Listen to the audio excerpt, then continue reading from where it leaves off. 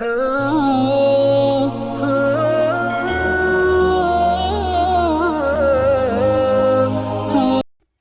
اللہ الرحمن الرحیم۔ آج آپ کا بھائی ایک نئی ویڈیو کے ساتھ حاضر ہوا ہے، اور اس ویڈیو کا موضوع جو ہے وہ ہے زانیہ عورت کی توبہ۔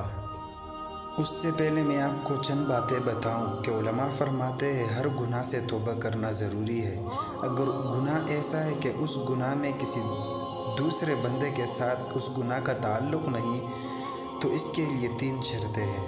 پہلا شرط یہ ہے کہ اس گناہ سے باز آ جائے، دوسری یہ کہ وہ گناہ پر نادم ہو، تیسری یہ کہ وہ عزم کرے پھر کبھی اس گناہ میں مبتلا نہیں ہوگا۔ اگر ان 3 میں سے ایک بھی نہ ہوا تو توبہ صحیح نہیں ہوگی، اور اگر گناہ کا تعلق کسی آدمی یا کسی دوسرے اللہ کے بندے کے ساتھ ہے تو پھر ان شرطوں کے ساتھ ایک اور شرط بھی ہے، اور وہ یہ ہے کہ متعلقہ آدمی کے حق سے برات کا اظہار کر دے۔ اگر کسی کا مال لیا ہو تو اس کو واپس کر دے، اگر تہمت کا معاملہ ہو تو اس کو حد کی گنجائش عطا کر دے یا اس سے معاف کروائے، اور اگر غیبت ہے تو اس سے معافی طلب کرے۔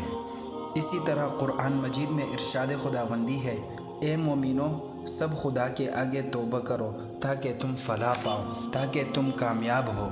تو اسی طرح اب ہم اپنے ویڈیو کے موضوع کی طرف آئیں گے۔ اس سے پہلے اگر آپ ہمارے یوٹیوب چینل پر نیو ہو تو ہمارے یوٹیوب چینل کو ضرور سبسکرائب کرنا۔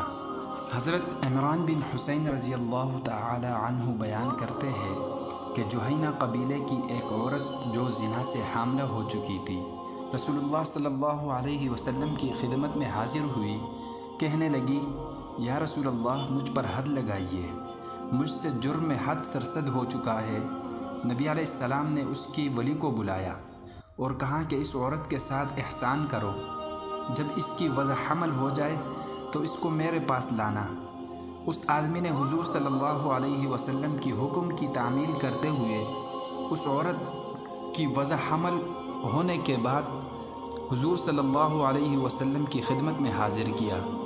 چنانچہ آپ صلی اللہ علیہ وسلم کے حکم سے اس پر کپڑے باندھ لیے گئے اور رجم کر دیا گیا اس کو۔ پھر آپ صلی اللہ علیہ وسلم نے اس پر نماز جنازہ پڑھا لی تو حضرت عمر رضی اللہ تعالی عنہ نے عرض کیا، یا رسول اللہ، زانیہ کی نماز جنازہ پڑھتے ہیں؟ آپ صلی اللہ علیہ وسلم نے فرمایا، اس عورت نے ایسی توبہ کی ہے کہ اگر اس کی توبہ کو مدینہ کے 70 آدمیوں کے درمیان تقسیم کیا جائے تو تمام کو کافی ہو جائے گی۔ کیا اس توبہ سے زیادہ توبہ کی تصور بھی ممکن ہے؟ اس نے توبہ کرتے ہوئے اپنے جان کو بھی قربان کر دیا۔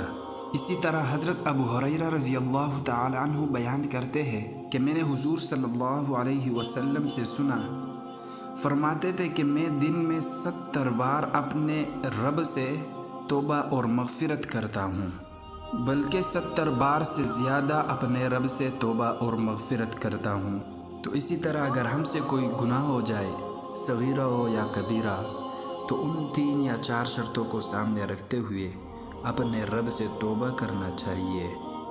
آخر میں اگر آپ کو ہماری یہ ویڈیو اچھی لگی ہو تو ہمارے چینل کو ضرور سبسکرائب کرنا اور گھنٹی کی بٹن کو دبا کر آل کے آپشن پر کلک کرنا، تاکہ ہماری ہر ایک ویڈیو آپ تک بآسانی پہنچ سکے اور آپ اس سے مستفید ہو۔